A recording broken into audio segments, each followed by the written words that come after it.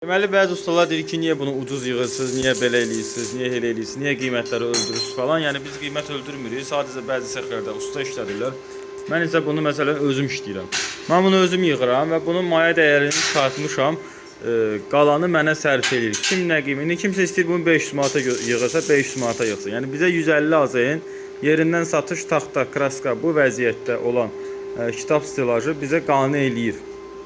Yəni kimsə əksər ustalar yazır ki, ucuzdur falandır. Yəni siz bundan yığmamısınız. Yəni səhifələrinə girirəm, belə bir şey paylaşmayıblar və bunun əziyyətini bəzi ustalar heç bilmir də nədir.